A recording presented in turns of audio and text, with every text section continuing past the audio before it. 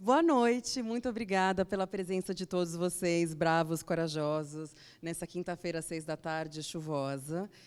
Sejam bem-vindos ao nosso encontro de hoje. Gostaria, então, em primeiro lugar, agradecer mais uma vez a todos vocês pela presença. Gostaria de agradecer à Escola Pan-Americana por acolher com tanto cuidado a nossa grande festa da fotografia documental, agradecendo em especial o Alex, a Rose, o Elcio e o Aníbal. Eu também gostaria de agradecer à Heineken, em nome do Guilherme Bailão, diretor de Brand Experience e Patrocínios da Heineken Brasil, o Alain e a equipe, por nos patrocinarem através da Lei de Incentivo à Cultura do Estado de São Paulo. É graças a esse patrocínio que nós podemos oferecer os encontros com entrada franca e workshops e leitura de portfólio com 50% das vagas gratuitas e os outros 50% com um custo acessível. A formação é muito importante para o Fotodoc e ainda há algumas vagas para leitura de portfólio amanhã, entre 14h30, entre meio-dia e meia e 14h30. E algumas vagas para os workshops, são 8 no total, e eles vão acontecer na sexta e no sábado. Não percam essa oportunidade, que ela é muito bacana. E já que eu abri o parênteses para falar da programação, eu também queria chamar vocês para uma visita guiada das exposições com o Érico Elias, organizador do festival, junto com alguns dos ganhadores do prêmio e o intérprete de Libras. Vai acontecer no sábado, das 13 às 14 horas. E, ainda em relação aos agradecimentos, eu queria agradecer a nossa equipe, o Érico Elias, o John, o Marcelo e o Evandro, por todo o trabalho e por todo o carinho. E agora apresentar a nossa mesa, que nos deixa muito felizes e muito honrados, começando com o Fernando Banzi, fotógrafo, jornalista, fundador e integrante do coletivo interdisciplinar Goma Oficina, amigo e um grande parceiro do festival. O Fernando tem um trabalho de apropriação e intervenção em fotografias com temas sociologicamente muito interessantes. O Fernando tem um olhar muito inclusivo da prática e da formação em fotografia. Ele é professor e ele nos ajuda muito desde o início do festival. Desde a primeira edição, todos os monitores e monitoras, que eu aproveito para agradecer aqui, são ou foram alunos do Banzi no Senac. E, ano passado, ele trouxe toda uma turma do Senac São Miguel para assistir a um dos nossos encontros. Então, Banzi, em nome do Érico e do Festival Fotodoc, eu queria te agradecer muito pelo carinho e generosidade com que você acolheu o projeto do Fotodoc e pela forma como todos os anos você se mobiliza para ajudar a fazer o Fotodoc acontecer. É uma honra ter você hoje nessa mesa, que vai tratar do tema. Olha, gente, eu estou cega com essa luz, que produzir paisagens e resgatar a memória. O Fernando vai falar sobre um trabalho que ele fez com imigrantes da Galícia, que se chama Memória Galega, na qual ele se debruçou sobre fotos de famílias que emigraram da Galícia para o Brasil na década de 50 e 60, durante a ditadura franquista na Espanha, e ao colorir e dar uma nova imagem para novas colorações para essas imagens, o Banzi ele ativa o circuito da memória, que é social e afetiva, e ele transpõe o álbum de família para o circuito da arte. O Banzi também vai falar sobre um outro trabalho, Máscaras, mas eu deixo no suspense para vocês descobrirem o que é quando a hora chegar. E também temos o Lucas Lense, que participa pela primeira vez do festival, e tem uma belíssima exposição, que vocês já não viram, vejam, que fica na pequena galeria, logo ao lado da entrada da Escola Pan-Americana, que é o trabalho Utopia. que é um trabalho com cenas montadas que mesclam o urbano e o rural, que é esteticamente belíssimo, visualmente provocador e que eu acho que, de um ponto de vista afetivo, ele dialoga diretamente com o tema do Fotodoc esse ano, Os Paraísos Artificiais. Esse trabalho foi editado num livro maravilhoso pela editora Vento Leste. A editora Vento Leste é uma parceira de primeira hora e ela foi fundamental para que o Fotodoc pudesse nascer. E a editora Vento Leste segue sendo fundamental e pioneira na formação e difusão da fotografia autoral no Brasil. E, para conduzir essa conversa, temos a honra de contar com a presença do João Kuxar, professor de fotografia e curador, que usa a fotografia como ferramenta de alfabetização visual e que também organiza o Festival de Fotografia de Paranapiacaba. Gostaria de chamar vocês para virem aqui à frente. Obrigada. Boa noite a todas e a todos. É um grande prazer de estar aqui. Primeiramente, gostaria de agradecer o convite do Érico, né, a apresentação aqui da Melissa, da Melina, o Elcio aqui está aqui na escola. Então, é muito importante que tenham várias iniciativas, né, vários festivais de fotografia para abrir espaços, e o Fotodoc, né, é um desses espaços já consolidados. A gente vê pela quantidade de pessoas, pela quantidade de projetos, de trabalhos. Então, parabéns pela iniciativa. A gente sabe, eu sei como é difícil a gente estar fazendo, né, e estar construindo, e todas as dificuldades, mas a gente vê a qualidade, né, de estar fazendo aqui nesse espaço, no espaço central, na Escola Pan-Americana de Arte. Eu acho que a curadoria de pensar, né, nessa mesa foi muito feliz, né? Estou aqui com um querido amigo que a gente, toda vez que se encontra, fica conversando e voando nas várias histórias, né? Falta tempo para tudo que a gente quer conversar. O Lucas Lenzi e o Fernando, que também é um outro querido. Eu não conheço há tanto tempo, mas me identifico muito, né, por ser professor, né, a gente na mesma, agora não que eu sou aposentado, mas na mesma instituição, né, no Senac, e então, além de professor, também, né, um fotógrafo, um artista. Então, eu acho que vocês vão ter a oportunidade de ver os trabalhos dos dois e ver como eles se relacionam e quais as provocações nesse mundo contemporâneo. Eu vou falar rapidamente aqui a biografia deles. A ideia é eu fazer essa rápida apresentação. Eles vão estar falando, né, cada um praticamente uns 20 minutos. Depois a gente vai abrir para as perguntas, para as conversas aqui de vocês, né? E a gente vai estar discutindo esse. Então, o Fernando Banzi é jornalista, fotógrafo, pós-graduado em fotografia pelo Senac, mestrando pela PUC de São Paulo no programa de comunicação e semiótica, integrante da Associação Cultural Goma Oficina, onde desenvolve projetos autorais e comerciais.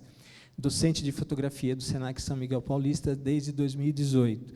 Publicou alguns fotolivros, entre eles Types, que saiu pela editora francesa Bessard, e esse mesmo trabalho já foi exposto no MIS de São Paulo, no MAC do Ceará, no Paço das Artes, no Festival de Fotografia Transatlântico e publicado na revista holandesa FOAM.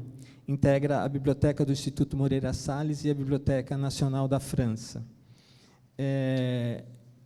Lucas Lenzi é formado em fotografia e design industrial, né?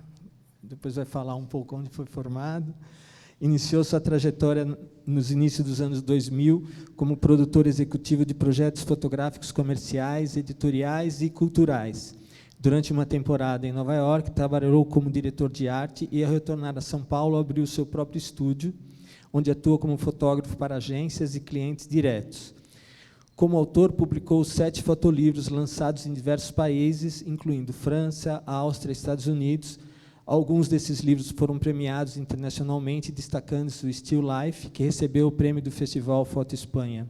Seu trabalho também é exibido em festivais de fotografia de países como França, Áustria, Japão, Espanha, Suíça, Argentina e Singapura. E foi finalista de importantes prêmios como o Prix Pictet, Hasselblad Master e, mais recentemente, o Leica Oscar Barnard Award, em 2024, esse ano. Fundou a Fotospot, uma galeria pioneira no Brasil, e atualmente atua também como coordenador editorial, tendo produzido mais de 30 títulos nessa posição. durante a pandemia, lançou o projeto Quarentena Books, onde 8 fotógrafos e 8 designers colaboraram remotamente na criação de livros com lucros destinados a comunidades vulneráveis. E uma série de exposições e premiações que a gente não vai estar lendo aqui, vai ter mais a oportunidade de falar. Então, um grande prazer de estar aqui ouvindo vocês apresentarem. Eu vi a apresentação, mas vai ser um momento muito importante. Obrigado por compartilhar suas reflexões, suas imagens. A gente começa com o Lucas, né? Boa noite, pessoal. Bom, eu não vou agradecer todo mundo de novo, mas eu também estou muito grato em estar aqui. Eu sempre digo que falar sobre o trabalho, dar um microfone para um artista é um privilégio e uma responsabilidade. Então,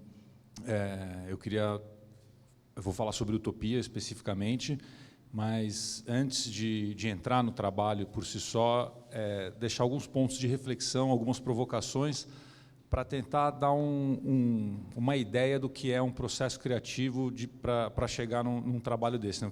O que acontece, né? Então, como é que a gente vai fazer? Que eu vou fazendo assim? Tá. Vocês conhecem, provavelmente, essa imagem, que é o princípio, né, da fotografia, que é a câmera obscura, e eu trouxe ela aqui porque o assunto que eu quero tratar é realidade. O assunto que eu quero tratar é a criação, o compromisso que um artista ou um fotógrafo tem ou deve ter com a realidade, né? Então, esse mecanismo, ele essencialmente nasceu para representar a realidade. Ele foi utilizado no início, né, como uma maneira para se fazer uma pintura precisa de uma paisagem que estava do lado de fora, né? A fotografia, ela entra como o registro, né? Então, a gente tinha um mecanismo e o registro era a pintura. Depois disso vem o registro fotográfico, finalmente, com os químicos, né? Então, principalmente para nós brasileiros, existe uma questão de quando foi realmente inventada a fotografia, porque não vou me arriscar a dar a data e o nome, enfim, mas eu tirei essas informações lá da fundação, do ANIEPS, então acho que vocês também já viram essa dita primeira fotografia do mundo, né? Então, essa era a janela do estúdio dele, né? Então, você vê que, essencialmente, ele foi guiado a registrar a realidade mais próxima dele, que era a realidade que ele via todo dia pela janela. E aí eu apresento uma linha do tempo, que eu até brinco ali, ridiculamente simplificada, que acho que também é um conceito que talvez vocês tenham passado aí, que é o seguinte: a gente tem a idade moderna da pintura, moderna clássica, né? Depois vem a idade moderna, e ali, naquela data ali, 1816, tudo mais ou menos, né? Mas ali onde a gente viu que foi o primeiro registro fotográfico, as artes elas se libertam do compromisso de representar a realidade. A gente tinha vários estilos anteriores, né? A grande maioria europeu, no mundo inteiro acontecia, mas enfim, europeu para representar aqui. Então a fotografia ela chega e aí de repente a pintura não precisa mais representar a realidade. Então a gente é brindado com todos esses movimentos, né, pelo mundo e no Brasil, né, o modernismo, onde a pintura ganha cor e ganha forma e, enfim, o autor, né, transforma a realidade. E dentro do nosso quadrado aqui, falando da fotografia, tem o cinema, que eu acho também bem interessante a gente prestar atenção, que em 1895, eu incentivo depois vocês a procurarem esse filminho, tem 5 segundos no YouTube. A primeira vez que os irmãos Lumière apresentaram um filme, era um trem chegando na estação. E as pessoas ficam desesperadas, elas estão numa situação parecida com a de vocês aqui, o trem está chegando e todo mundo sai correndo. Então, eu acho também que tem um símbolo muito forte, assim, que era uma realidade que vinha com tudo, as pessoas não estavam prontas para ver essa realidade desse tamanho na parede, né? E aqui é interessante a gente olhar 1895 e depois, 1902, quer dizer, 7 anos depois só, O Georges Méliès já faz também, não sei se essa imagem desperta para vocês, vale a pena olhar, que é aquela navezinha que chega na Lua e tem uma viagem, quer dizer, 7 anos depois de um instrumento que é feito que foi essencialmente projetado para a realidade, alguém já vem e já usa para demonstrar uma fantasia, né? Então, eu trago esses exemplos e essa linha do tempo justamente para a gente refletir para que serve a fotografia, né? Então, eu uso essa imagem aqui, ela foi uma notícia, né? Paris livre, soldados ocupam a capital francesa em agosto de 45. Mas eu me pergunto o seguinte, pode mudar. Se essa fotografia tivesse fechada ali, daquela maneira, né? Seria possível utilizar aquele título, né? Seria possível ter aquela me fugiu a palavra, manchete, obrigado, né? Então, eu fico me perguntando, será que no ato mais simples da fotografia, que é o enquadramento que a gente faz, a gente já não está usufruindo, né, do poder de contar uma mentira? Então, e trago também coisas antigas, só para, acho que eu pulei uma parte, assim, eu gosto muito de olhar para trás para poder pensar para frente, né? Então, esse trabalho, especificamente, que é 1856, eu trago ele porque ele, essencialmente, é igual à Utopia. Ele, tecnicamente, tinha os desafios da época, mas ele basicamente é a mesma coisa, que são 2 fotogramas juntos, né? E o Gustave Le Gray, ele morreu, e até ele morrer, ninguém nunca soube como que ele fazia essas imagens, porque, na época, não se sabia como equilibrar a luz do céu e a luz do mar. Essa era uma fotografia tecnicamente impossível de fazer. E só depois que ele faleceu, nos arquivos dele, que as pessoas encontraram os negativos de vidro e descobriram que era isso que ele fazia, uma traquitana de juntar 2 imagens, né? Então, bom, enfim, se a gente for nos arquivos dele, acaba descobrindo isso que eu acabei de explicar, né? Então, ele foi uma pessoa que reforçou a sensação da instantaneidade e nunca revelou sua técnica, como eu mencionei. Aí, a próxima. Então, eu extraí também de alguns livros, coisas que eu vou estudando, essa reflexão aqui, né? A imaginação não tem limites, e o mundo físico tem. E a fotografia existe nos 2. Então, a fotografia está realmente nessa margem, nessa linha cinzenta, que a gente parece que tem a obrigação de, eu vou usar o termo errado aqui, mas de ser um fotojornalista, né, de passar a informação correta, mas, ao mesmo tempo, ela é uma tecnologia que tem um paradoxo, né, sobre a verdade, né? Então, a fotografia não encontra o limite físico do que foi imaginado pelo seu autor. É nisso que eu gosto de acreditar. Eu acho que a gente pode sempre esticar a corda da ferramenta, né? Então, isso daqui é um pouco para cutucar a inteligência artificial, né? A gente sente e analisa depois, né? Isso é uma questão, um benefício humano, né? A gente não precisa entender as coisas para apreciá-las. Isso é uma coisa também que eu gosto muito de música, né? E outro dia eu fiquei pensando, mas o que é música, né? Porque música é um monte de coisa vibrando, né? São só umas ondas assim, e elas emocionam, às vezes a gente lembra, às vezes a gente volta na infância, né? Então, às vezes você não entende, mas você aprecia, né? E a gente cria fotografia que reflete quem nós somos, né? Então, eu fiquei me perguntando, será que saber menos não é um benefício humano? Porque a inteligência artificial ela é voltada no excesso de informação. Todos nós aqui estamos abastecendo a inteligência artificial para ela ficar melhor, conscientemente ou inconscientemente. Mas na arte, talvez saber menos possa ser uma coisa boa. Eu não sei a resposta disso, eu só deixo as perguntas para a gente... né, falando na inteligência artificial e lembrando aquela linha do tempo que nós vimos, quando a fotografia aparece e liberta a pintura, será que a inteligência artificial vai fazer o mesmo? Será que daqui a alguns anos alguém vai estar com uma linha do tempo e vai dizer a fotografia vinha desse jeito, aí veio a inteligência artificial e aí a fotografia virou outra coisa? Eu não sei, essa não é uma reflexão minha, isso me foi dito após eu demonstrar para uma colega, né, após fazer uma apresentação muito parecida com essa em Tiradentes. Então, também mostrar para vocês que o processo é esse. A gente vai aprendendo e juntando e reformando e mudando as ideias, né? Então, qual que é o nosso compromisso com o real e com a realidade, né? E aí a gente chega em Utopia, que é o trabalho que está exposto. Estou indo bem de tempo? Estou indo bem, né? Utopia, honestamente, não foi um trabalho que nasceu de uma reflexão como essa que eu resumi aqui muito para vocês. Utopia nasceu de um pedido. Utopia nasceu... Eu não sei se até esse é o primeiro slide. Deixa eu ver. Não, bom. Utopia nasceu de um convite de uma curadora para apresentar uma imagem dicotômica. A coisa era dicotomia, na verdade.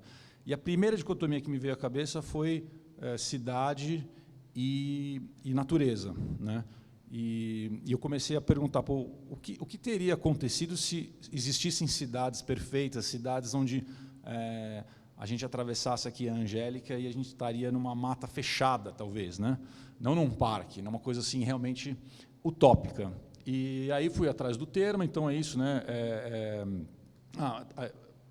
Só para ir na questão da palavra mesmo, né? Se a gente for interpretar a palavra, um lugar que não existe na realidade. De novo, essa palavra aqui para provocar. Então, é isso que eu acabei de explicar para vocês. Na época, eu estava justamente na Fotospot, né? E a gente era sócio do Cássio Vasconcelos, e a gente fazia curadoria de muitos fotógrafos. E um dos fotógrafos que apareceu lá para a gente foi o Jorge Bodansky, que ele tinha um arquivo aéreo, ele tinha voado de helicóptero São Paulo na década de 70, e a gente teve a ideia de comparar com as fotos do Cássio. E aí uma coisa muito curiosa aconteceu. A gente percebeu que em 1970 São Paulo tinha muito menos árvore do que tem hoje, mas muito menos. Era muito mais seco, muito mais árido, contrário ao que seria uma sensação atual, né? A gente fala, poxa, a gente mora numa cidade que não tem verde. Tem muito, nos últimos 50, 60 anos, cresceu muitas árvores em São Paulo. Se elas estão firmes e se elas vão cair hoje após a chuva, é um outro assunto, mas que tem muita árvore, tem muita árvore. Então, são todos esses elementos que vão circulando e vão gerando a reflexão, né? Então, foi o convite lá para a dicotomia. E assim nasceu, essa é a primeira imagem. Pode pôr, Lérico, obrigado. A primeira imagem é uma imagem de São Paulo com uma imagem de Campos do Jordão, e ela tem uma provocação singela que, assim, essas árvores não existem aqui perto desses prédios, né? Então, todas as imagens, agora acho que a gente pode ir passando, eu vou falando algumas, todas as imagens elas têm detalhes que geram um desconforto. A ideia é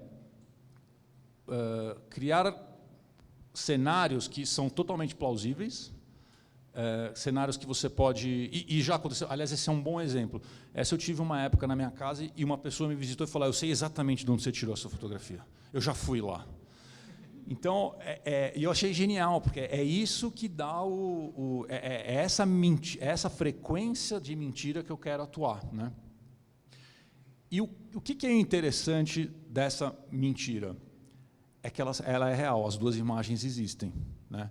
Então, eu fiz essas duas imagens, eu fotografei, eu fui lá e eu vi, pus o tripé.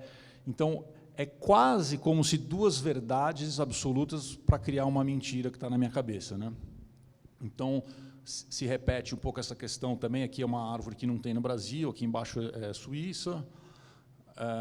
E eu fui perdendo o pudor de juntar as coisas. Eu fui para uma coisa totalmente visual, de achar a mesma luz, né? Então, ali é um deserto, e eu coloquei uma floresta no meio. No meio não, na frente, perdão.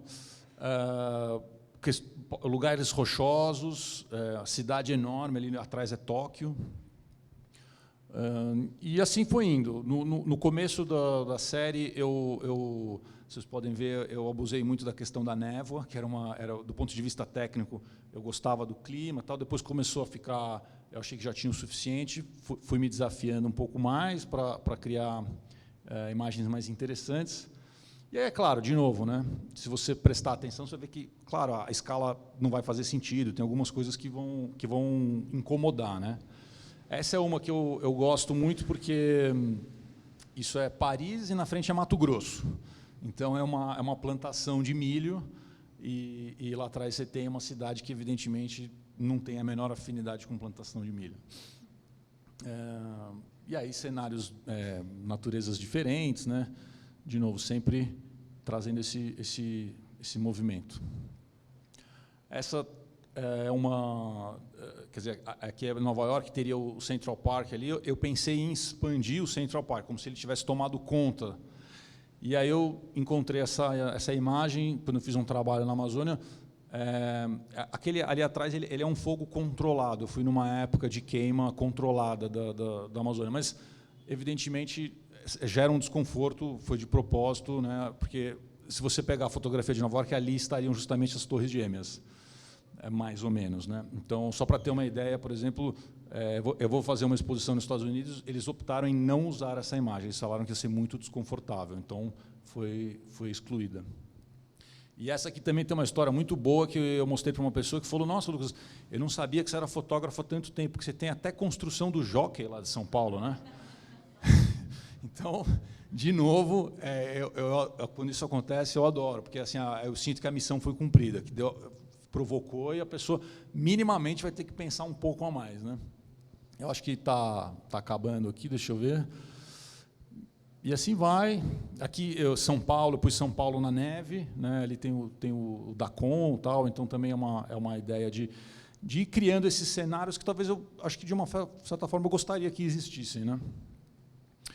E aí, só para entrar um pouco nessa coisa quando a série vai criando, ela vai ganhando a própria vida, as coisas vão acontecendo, houve o convite para uma outra exposição, e aí a Roselina Caguá trouxe os Cidades Invisíveis. Cidades Invisíveis é um livro onde, eu vou falar de uma forma muito simplificada aqui, enfim, o rei vai conquistando o mundo e tem tanto lugar para ir que ele contrata a pessoa que vai. Ela percebe que não vai... Estou explicando mal, mas assim, ele começa a inventar o reino do próprio rei, porque, ao invés de ir até lá e mostrar, ele já fala: está lindo, está tudo dominado. Então, tem uma coisa de fantasia também, de mentira dentro do Cidades Invisíveis. E aí a gente fez a exposição. Vamos passando aí, obrigado. Essa também é uma que, assim, dificilmente as pessoas acham que é montagem. Aqui é Curitiba, e na frente é Turquia, é o deserto da Turquia. É a mesma coisa, e mesma combinação.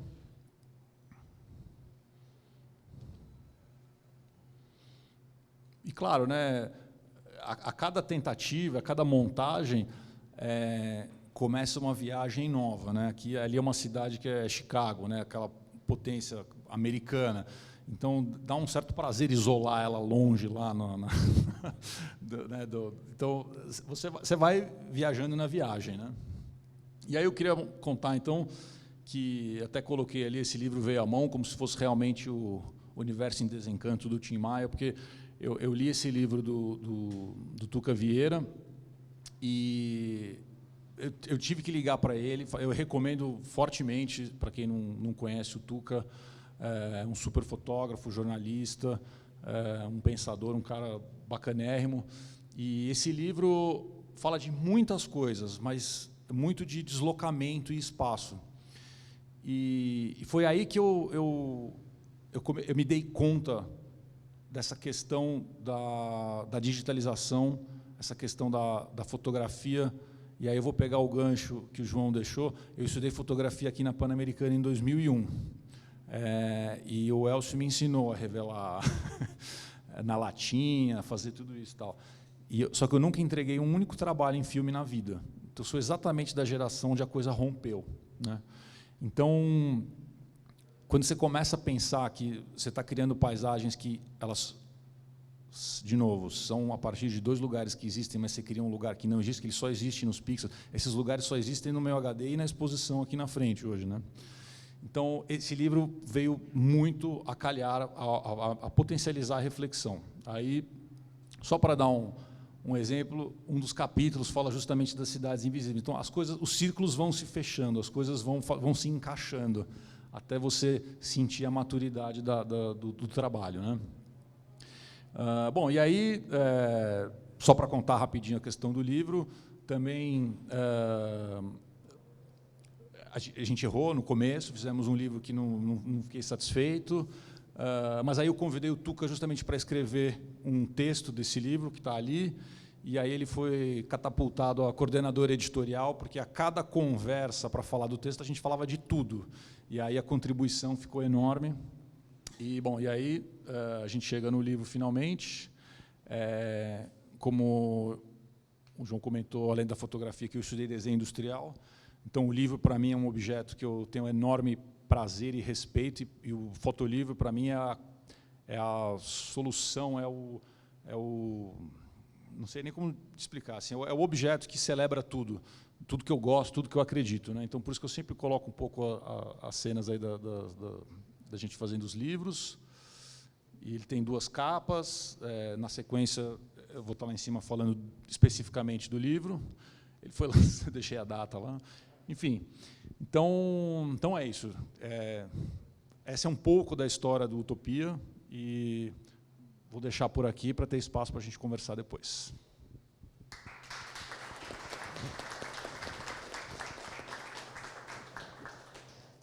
Obrigado, Lucas. Eu vou deixar para fazer as perguntas depois, aí vai ser uma pergunta geral. Agora seria bacana, Fernando, você apresentar seu trabalho, e depois a gente faça algumas perguntas, a gente abre para o público também, para estar fazendo algumas questões. Obrigado. Imagina. Boa noite a todas, a todos, né, a todos aí. Eric, tudo bem? Agradecer o convite do festival. Érico, obrigado mais uma vez, obrigado pela confiança aí. Agradecer aos alunos que estão aí trabalhando também, junto com toda a equipe. João, prazer falar com você, né, estreitar esses laços. Lucas também, a gente sempre se esbarra aí nos festivais. E agradecer e dizer a todos que os festivais são importantíssimos, todos nos seus tamanhos, todos nos seus públicos. A gente estava conversando um pouco atrás, né? Acho que é importante a gente estar dentro dos festivais, porque é nesse lugar que a gente, de fato, põe a rede mais afetiva, né? A gente está nesse mundo contemporâneo. Então, acho que o Iatan falava muito isso lá atrás, que os festivais, a importância da gente se abraçar, da gente poder contribuir com o outro, conhecer um pouco mais. Então, agradecer à Escola Pan-Americana também por sempre estar abraçando aí o projeto do Érico e de toda a sua equipe. Eu vou falar do Galegos, né? Eu fico feliz por estar na mesa com o Lucas, porque às vezes eu apresento alguns trabalhos para algumas pessoas e muitas vezes a gente já foi questionado se isso é fotografia ou não, né? Então acho que a gente expande esse pensamento da fotografia, vai para a questão da imagem, da gente poder também dialogar não só pelo clique, mas sim pensar a imagem, né? De fato, pensar o que a gente vem produzindo e o que a gente já produziu. Então, os meus trabalhos eles vão nessa linha histórica, de repensar a história das nações, das migrações, do que é projeto de nação, por exemplo, como o Brasil, em outros trabalhos. E o Galegos também vem desse lugar, de olhar a história, né, uma história que é de imigrante, mas também é nossa, de Brasil, né? Eu conheci o Carlos Jimenez, então esse trabalho ele não é só meu, é um trabalho junto com um pesquisador galego, né, brasileiro agora, já está há um bom tempo aqui, é casado com outro rapaz. Eles acabaram de adotar um menininho, o Eduardo. Então, meus trabalhos também têm muita afetividade. Eu sempre vou buscando as pessoas pela afetividade. Então, quando eu conheci o Carlos, ele já tinha uma pesquisa no povo galego, porque ele é um galego. E, quando ele começou a contar sobre os galegos, me despertou muito, porque ele falou que o galego, isso palavras dele, e aí depois a gente foi pesquisar e tudo mais, o galego é visto como um espanhol menor. Assim como, muitas das vezes, a gente vê o norte, o nordeste, os interiores do nosso Brasil. Então, naquele ponto ali, eu falei, nossa, né, as histórias se repetem em outros territórios. Então, o projeto ele parte dessa investigação do Carlos, no primeiro momento, para identificar essas famílias que vieram numa segunda migração para o Brasil. Os espanhóis vêm para o Brasil no começo do século, né, final do século XIX, começo do século, e tem uma segunda migração, que é em 1950, 1960, quando a Mê exatamente falou que estava tendo tudo isso lá na Espanha, e se repete várias vezes. E acabou de se repetir há pouco aqui, né? Quase se repetiu, né, para falar. E, ao olhar esse trabalho do Carlos, né, ele me convidou para ir num espaço, se você quiser passar para a próxima agora, ele me convidou para ir num espaço para conhecer um pouco mais sobre a cultura galega. E esse espaço fica ali na Vila Mariana, chamada Sociedade Beneficente Rosalía de Castro, que tem homenagem a essa poetisa, né, que está aqui, que é uma das primeiras obras que estão no projeto. Né? Essa fotografia foi fotografada por uma mulher, e eu achei isso incrível também. Já no século XIX, essa fotografia é datada de 1965, foi fotografada pela Maria Condarelli. Estou com um caderninho aqui, que são muitos nomes. E a primeira mulher a abrir um estúdio fotográfico na Galícia, né? E aí ela fotografa muitas mulheres à frente do seu tempo, lá no século XIX, e a Rosalía de Castro é essa poetisa, essa poeta, e uma figura muito importante para a cultura galega. Então, a Sociedade Beneficente recebe o nome por conta da Rosalía. Bom, e aí fui conhecer, né? E ao conhecer a casa, eu entendi que na sua maioria são pessoas 60 a mais, né? Onde a memória ela é muito oral. Então a gente entendeu que a gente precisava buscar essas fotografias dessa galera, né? Então o Carlos também é educador e professor dentro da casa. Ele faz aula de canto junto com essas mulheres, na sua maioria 90% são mulheres. E é como se fosse um clube de imigrantes para essas mulheres, para resgatar a cultura galega e espanhola, mas não só, atendem também mulheres brasileiras, imigrantes de outras regiões de São Paulo, atendendo ali com alimentação, atendendo ali com cultura, com visitas, passeios. É incrível, né? Você passa uma tarde lá, trocando ideia, jogando baralho, tomando chá e ouvindo essas histórias maravilhosas, né? Eu, como não tenho mais avós, então, sempre que eu vou lá, eu me sinto muito privilegiado de poder ouvir essas histórias. E, a partir daí, a gente pede um aporte. Então, é importante dizer que esse trabalho tem um aporte da Junta de Galícia, né, do governo espanhol, e aí a gente começa a anotar, a conhecer mais sobre essas histórias galegas, dessa migração, dessa segunda migração. Para resumir, a migração, nesse segundo momento, ela já não vem com a mesma carga da primeira, que vem com uma carga mais, como que eu posso dizer, mais tensa, porque, de fato, os espanhóis chegam aqui sem família. Claro que com o aporte do governo brasileiro, e aí está o ponto importante com a ligação do nosso país, para a gente também pensar o porquê que a gente não deu terras para os nossos irmãos de diáspora africana, né? O porquê que a gente dizimou a população indígena e beneficiamos o povo europeu, né? E não só europeu. Mas é nesse ponto que eu acho que o trabalho tem uma questão política e de nação. Às vezes ele nem é visto, né, dessa forma, mas eu sempre gosto de falar que vem desse lugar. Então, quando eles vêm desse segundo lugar, essas pessoas já têm ali um tio, um vizinho, algum conhecido do pai, da mãe. Então, eles já chegam, entre aspas, com um emprego, com uma possibilidade de labuta, né? Não chegam aqui só a Deus dará, vamos assim dizer. E aí é legal de ver essa construção desses novos imigrantes que também constroem a nossa nação. Não podemos também deixar de lado e ignorar isso, né? Nós somos um país que somos feitos de muitos, e de muitas principalmente, né? Então, ouvindo essas histórias, eu comecei a escanear o material, comecei a ouvir um pouco mais, ouvir da oralidade, e a gente foi construindo as histórias. Se quiser, pode passar. Então, esse trabalho ele vai se basear muito em documentação, né, documentação dos próprios imigrantes e também documentação de um site chamado Family Search, que é um lugar onde os mormons vão em cada lugar, em vários lugares do país, e vão digitalizando esse material de imigração, porque eles acreditam que todo mundo tem uma família, né, e às vezes por essas migrações vão se perdendo, e dentro desse site Family Search você joga os nomes, navios, e você consegue construir sua árvore. Agora me esqueci o nome. Perfeito, obrigado. Genealógica. Isso é uma aula, né? Isso é horizontalidade, círculo.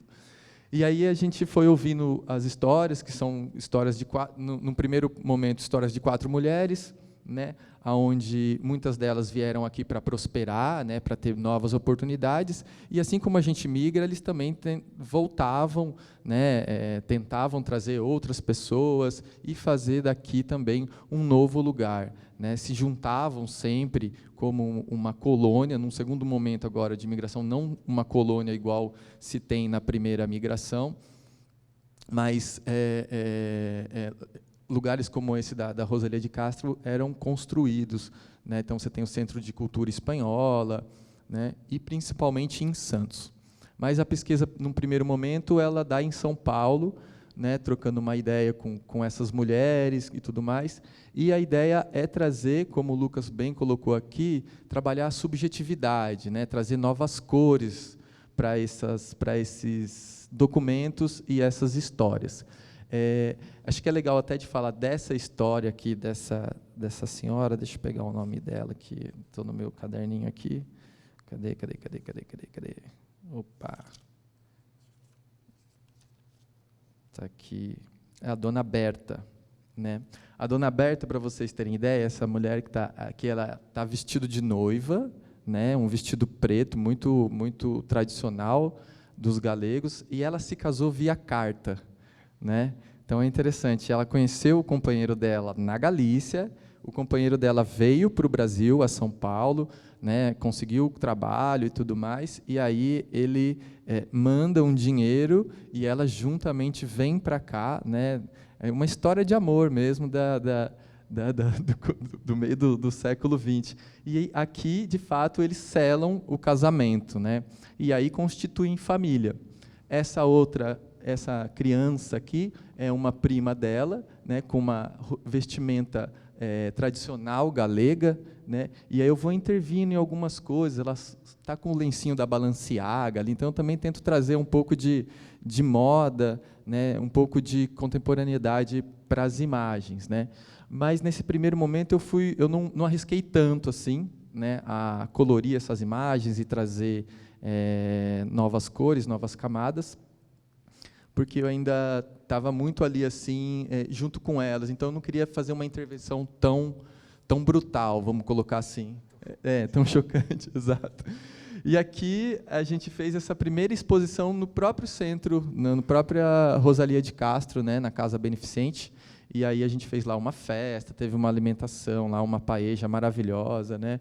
E ali a gente sempre ficava às tardes ali, trocando essa ideia. Então, ficou como uma exposição muito afetiva, familiar ali. Então, até o modo da gente imprimir foi como se fosse pôster, né? Na minha memória afetiva da casa da minha avó, sempre tinha alguns quadros que a madeira era para frente e tal, não tinha vidro nem nada, um jeito de expor mais simples, né?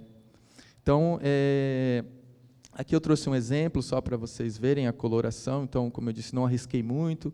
Então, trazer novos tecidos. Ali eu coloquei a bandeira da Galícia só para trazer essa ideia também de galegos. E eles são muito fervorosos, né? Às vezes você fica pensando, não, você é espanhol ou você é galego? Sou mais galego do que espanhol, né? É muito interessante, né? Os caribenhos também são assim, né? Quem mora na região do Caribe acaba dizendo que é mais caribenho do que qualquer outra nação. E aí o trabalho ele dá um segundo passo. Em 2024, a gente faz esse primeiro trabalho junto com esse aporte, e para o ano seguinte a gente retoma o trabalho e escreve mais uma vez. A Junta da Galícia entende a importância da memória galega, né, desses imigrantes que estão fora da Galícia, e também nos contempla com esse aporte, né. E aí, dessa segunda vez, a gente entende que a gente precisa ir a Santos, porque é a cidade onde mais tem galegos, onde mais recebeu galegos no Brasil. Então, a gente vai até a Casa Espanhola, em Santos, né, uma casa incrível, onde, de novo, a gente não foi só uma vez, a gente foi mais de uma vez para conversar com essas senhoras, de novo, na grande maioria são mulheres, né, que estão detendo essa memória galega, então é muito legal, é uma memória muito afetiva delas, né. E aí o Carlos é esse rapaz aqui, é importante dizer que a Galícia tem uma aproximação com Portugal, então a língua também tem uma influência portuguesa, né. E aí é muito legal, essas tardes são incríveis, né. Esse momento do projeto, para mim, é um dos mais interessantes, assim. E ali a gente escaneou material, conversou, né, captou entrevistas e tudo mais, para que a gente pudesse escrever um texto para cada personagem dessa segunda fase do projeto, né. A gente entendeu também que, para trazer para o público aqui de São Paulo, para o Brasil, a gente precisava trazer um mapa. Então, aqui já é a exposição que foi esse ano no Instituto Cervantes, né. Eles cederam o espaço de uma das galerias, e aí a gente colocou aqui o mapa da Galícia. É importante dizer também que a Galícia ela é dividida em 4 regiões, que é Ourense, Protevendra, Lugo e Coruna, né? Então, são quatro espaços diferentes, né? Essa foto aí eu separei 3 histórias interessantes dessa segunda fase, que essas são 2 irmãs, né? Estou achando aqui, cadê? Tá aqui. É a Concha e a Manuela, né? São 2 irmãs que vêm da Galícia, muito jovens também, né? Mas a Concha ela tinha uma segunda intenção, que, né, o amor nos move, né? E ela, muito apaixonada, o companheiro dela lá, que o pai não sabia, veio para o Brasil. E ela fala para a irmã, a gente tem que ir para o Brasil é um lugar de terras incríveis, oportunidades, vamos sair daqui, porque a Galícia é bem rural, é um lugar mais, não tão, vamos dizer assim, moderno, pensando em Espanha, né? E ela fala, não, vamos para lá. Aí a irmã, não quero ir, quero ficar com os pais aqui e tudo. E ela convence os pais a vir, só que o pai dela fala, ó, você só vai se a sua irmã for. Aí a irmã dela quis morrer, né? Não, eu não vou com você, Concha, eu não vou, que é a Manuela. E, no final, o pai dela deixa a Concha aí, mas só se Manuela vem junto, e Manuela vem contra gosto, né? Contra gosto. E aí, quando ela chega, aqui é uma foto da Manuela e da Concha, com os pais e os outros irmãos na Galícia, né? Pode passar, por favor. Né? E aqui eu começo a dar uma radicalizada nas cores também, trazer uma coisa mais contemporânea, tentar trazer um pouco mais de... sair da coloração apenas, né, e trazer camadas que, para mim, é mais interessante também. Pode voltar, por gentileza. Então, aqui você tem a Concha saindo aqui, e ela casa no Brasil, assim, lindamente, ela falando sobre o companheiro dela. É a coisa mais linda assim, de ouvir, né, a relação de amor entre delas. E também a Manuela conhece um outro brasileiro, que é brasileiro espanhol, de outra região, não são das mesmas regiões, mas é ali da Galícia, e também se casa aqui. Né? Então, é interessante pensar isso, as 2 estão vivas, isso é muito legal, que todas essas pessoas que aqui estão são memórias vivas. Né? Então, a gente só está trazendo camadas novas para poder dialogar com a juventude, poder dialogar com histórias mais utópicas, usando aqui o trabalho do Lucas. Aqui, né? Ali, ela numa vespinha, pode passar. Né? E ali, eles voltando para a Galícia, né, já agora em família, né, uma família maior, agora com novos membros, né? Então, os 2 rapazes ali, Concha essa daqui, né? A de cá, a da esquerda aqui, né? Com a filhazinha com cata-ovo ali. e ali também a Manuela saindo da igreja. Então eu vou pintando de outras maneiras, né? Aqui eu não tenho muita, não tenho muita preocupação em trazer cores ou mesmo camadas tão galegas como eu fiz em outros trabalhos, pensando em outros povos e outras etnias, mas mais com uma vontade de festividade, né? Então as cores elas são mais vibrantes, elas são mais alegres. Então também para trazer essa parte. Esse aqui é Dom Manolo. Dom Manolo é um cara incrível, está vivo até hoje, ex-jogador de futebol, né? É um bom vivan, a gente poderia dizer aqui, né? Aqui uma viagem dele pelo litoral paulista. E é importante dizer que Dom Manolo ele criou um grupo de jovens. Se tem esses centros, né, espanhóis, mas são centros mais tradicionais, mais que não dialogava muito com a juventude que estava chegando. E a juventude queria dar uma bagunçada, queria ir para o fluxo, né, queria ali fazer o seu rolezinho lá no meados de 1960, 70. Então, o Dom Manolo ele também cria um centro para jovens galegos, né, e também funda um time de futebol chamado Atlético Jabaquara, onde eram só imigrantes galegos e em Santos, né? Então é interessante pensar isso, né? Bom, aqui são dois irmãos também, a Purita e o Túcio, né? E aí eu vou escaneando e tudo, mas pode passar, Érico, né? Aqui a gente tem uma fotografia que, de fato, eu não conhecia a história, mas estava dentro do acervo e tinha o título de Galegos na construção. Então, aqui é na cidade de Santos, em alguma construção que ali eles estavam trabalhando. E ali são três irmãos, né, o Carlos, o Luiz e o José, né, onde a mãe dele, quando chega ao Brasil, quer fazer uma fotografia ali em homenagem aos marinheiros ali, porque eles vieram de navio também, então acho que para fazer essa viagem era interessante. E de fundo, conhecendo lá o Centro Espanhol, eu fui fotografando também paredes, estofados, móveis, e eu vou usando também essas texturas que ali está para poder construir essas outras camadas, né?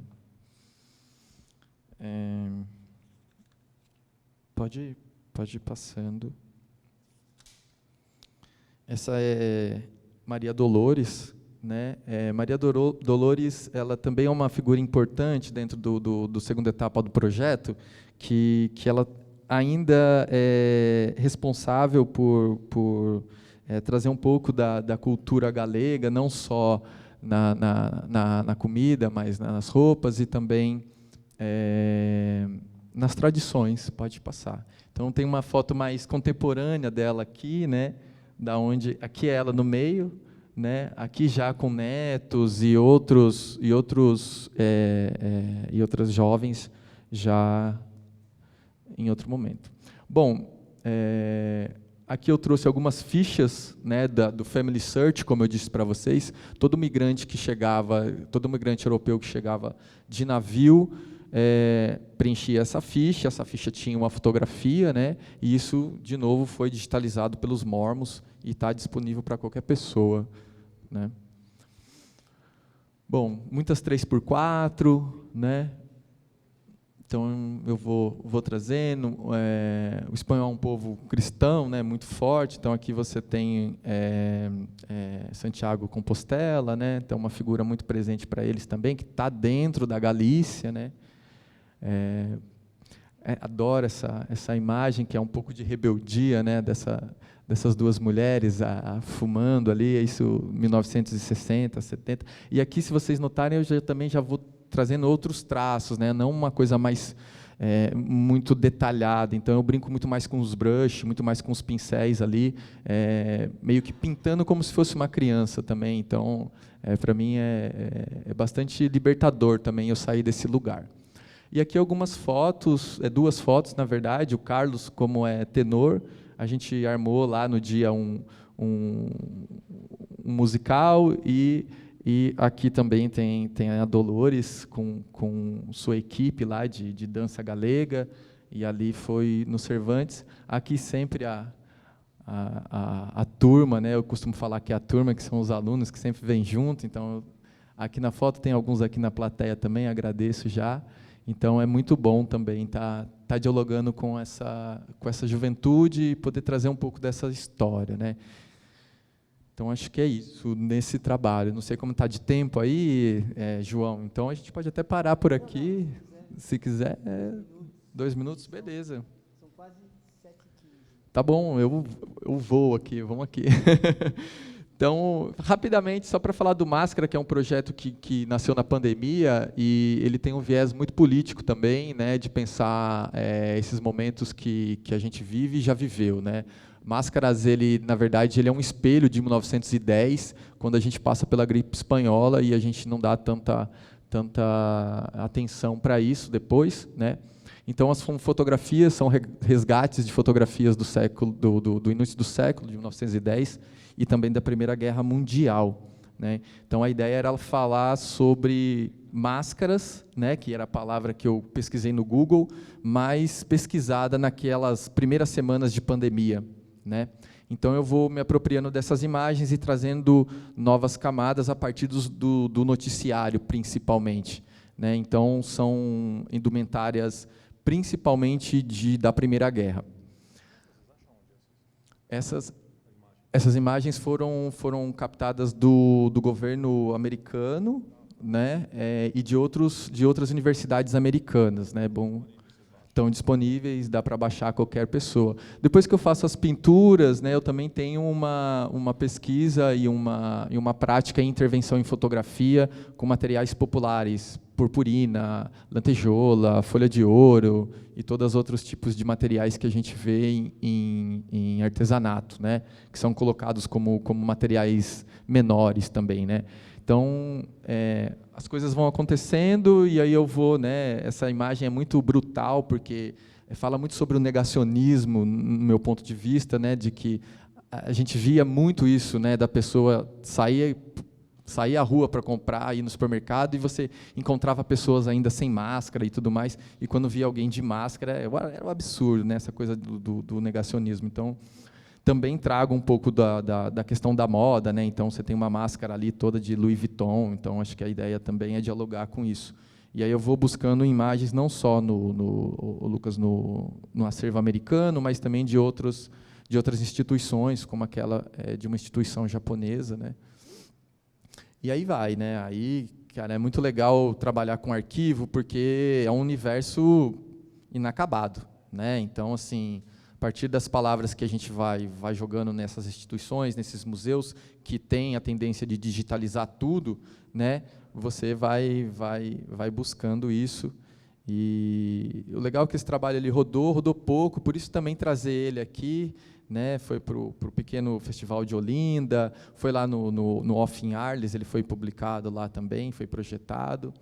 Então, é um pouco disso. Então, o meu trabalho ele fala muito de história, de afetividade, e também tem essa questão aí que eu tento trazer. Essa imagem eu amo, acho que talvez vocês vão lembrar, quem é de São Paulo lembra muito dos bolsonaristas e do pessoal contra, né, não pró-Bolsonaro e pró-Bolsonaro, quando eles tentaram invadir a Avenida Paulista e a torcida do Corinthians.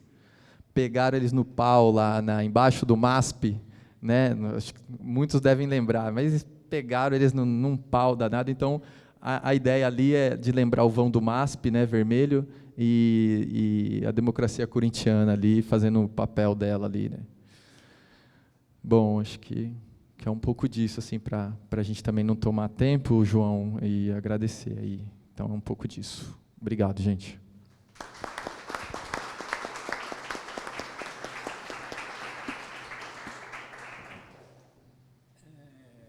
Bom, 3 trabalhos super instigantes. Eu lembro, quem é mais antigo, não sei se chegou a participar de algum diálogo desse, quando a gente fala assim vocês provocaram, né, essa fotografia, que é, se não é. Quando eu lembro de ter em vários desses encontros ou em festivais, como várias pessoas criticavam o trabalho do Vic Muniz. né? Eu ficava impressionado assim, falava, como assim, né? Um pessoal de fotografia ser preconceituoso contra né, uma arte, um trabalho daquele. Eu percebia, né?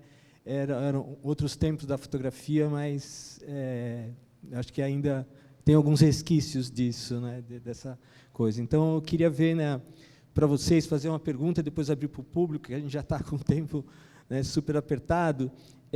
Vocês, como dois pesquisadores, como dois artistas, né, que pesquisam o estado da arte e tem uma relação muito próxima, né, com afetiva, né? O Lucas, a geografia afetiva, o seu, né, da imigração afetiva, é muito subjetivo e tudo isso.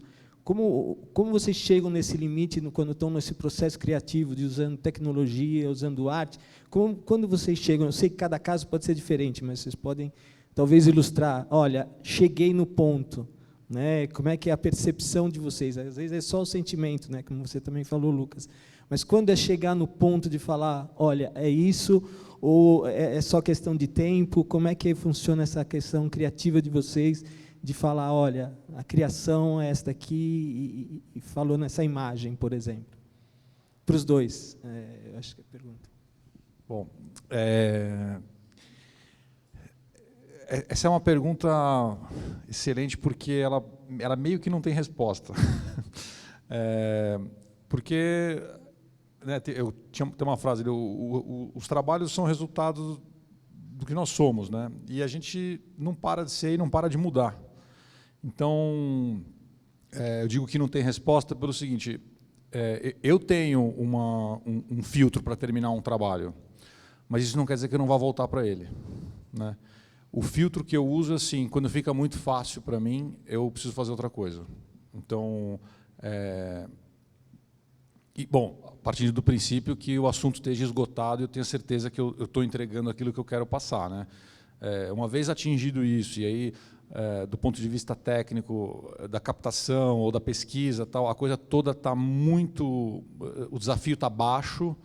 Para mim, é um farol amarelo para... Opa, preciso começar a pensar em outra coisa. Tanto que, se você for olhar na linha do tempo dos meus trabalhos, tem um momento onde eles acabam se sobrepondo, porque, nitidamente, eu já estou perdendo o interesse de um e começando a fazer outro, né? Mas, por isso que eu digo, tem resposta, mas não tem. Acho que para mim, assim, eu sempre procuro também pensar os processos em coletivo, assim. Então, esse trabalho do Galegos, então eu já estava fazendo com outra pessoa, né? Esteticamente ele não optou, não mexeu em nada, não falou de nada, mas eu sempre vou trocando junto com a turma da Goma, com alunos e tudo mais. Então eu vou fazendo e vou apresentando para, né? Tecnicamente, se eu acho que para mim já deu, tá legal, aí eu começo a apresentar, né? Como é usado, né, no meu caso, o Photoshop, por exemplo, ou outras, né, Lightroom, seja o que for, é muito fácil. Você cria um arquivo, tem que trocar a cor. Então, rapidamente, eu vou testando, faço 3 ou 4, olho, né, na tela mesmo, e, a partir daí, eu apresento, né, a parte estética, né? Mas eu acho que também, e acho que eu vejo isso muito no trabalho do Lucas, é a pesquisa mesmo, né? De entender o que a gente está fazendo, onde a gente está mexendo, quais são esses territórios, né? Como eu, brasileiro, vou falar de um galego. Então, assim, entender também desse lugar de fala, onde eu posso me colocar, né? Porque também, às vezes, muito atravessa a gente, né? Então, entender esses lugares onde nos atravessa e onde a gente tem essas janelas para fazer essa troca. Então, acho que o meu processo vai nesse lugar, né? Quando esteticamente eu acho que está ok, eu apresento, né? Mas acho que o mais árduo é a pesquisa, né? Só vou complementar uma coisa. Dentro desse processo, eu destaco realmente que você tem essa rede de apoio, de confiança de pessoas que você gosta de trocar ideias e ouvir, tal, que você tem a Goma, tem né, eu acho também fundamental. Isso, uma hora, ajuda muito, né, a gente descobrir que alguém chegar e falar, então, tá bom. Bom, acho que seria interessante... As perguntas... Você tem mais perguntas, João? Então tá bom, a gente tem tempo para umas perguntinhas. Quem gostaria de fazer uma pergunta? Não sejam tímidos.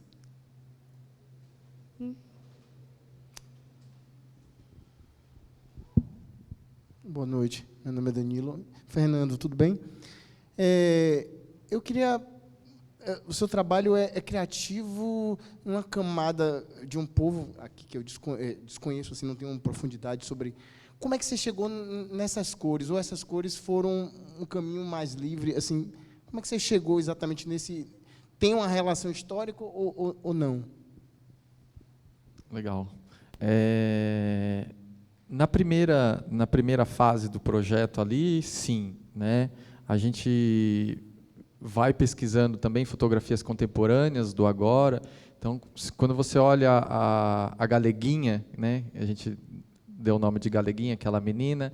Então, são as cores originais mesmo, né? A bandeira também, né? E perguntando para as próprias mulheres, para os próprios imigrantes, né? Qual cor aqui você acha que seria interessante? Ou qual é a cor da sua camiseta nessa data? Então, eu utilizo muito da memória viva, nesse caso, desse trabalho, né, para poder pintar. Já na segunda fase, não. Aí eu não fui, não diria desrespeitoso, mas, ao mesmo tempo, quis colocar um pouco da minha assinatura ali com essas cores, com esse degradê, com essa mistura que a gente vê muito na juventude, né, de trazer essas cores mais chocantes, assim por dizer, né? Então, acho que a segunda fase é um misto do tradicional com o agora, né? Mas para outros trabalhos, acho que aí é importante, ainda mais quando não é lugar de fala, de não entender, sabe? Aí sim, pesquisar indumentária, pesquisar música, cinema, tudo isso também é material, é conteúdo para produzir. Mais alguém? Érico, você se levantou? Tem uma pergunta?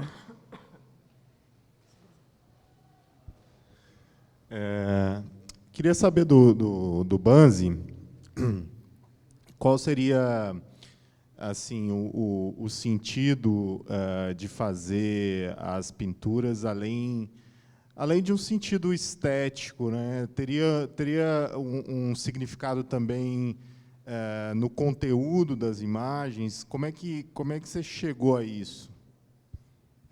Legal, obrigado, Érico. Assim, como educador da imagem, né, e agora pesquisando mais imagem a fundo, pensando muito no Willem Flusser, pensando como que a gente produz imagem também, como que a gente pensa a filosofia da imagem.